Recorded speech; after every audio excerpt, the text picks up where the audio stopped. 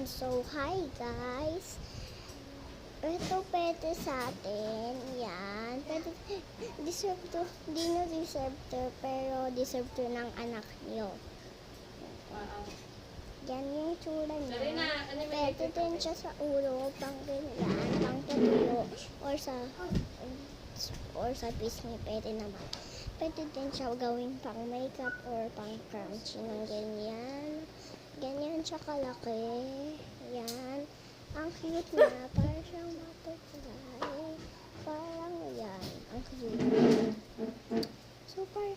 Tapos pwede din siyang gawing squishy or pang bata or pang babies. Yun.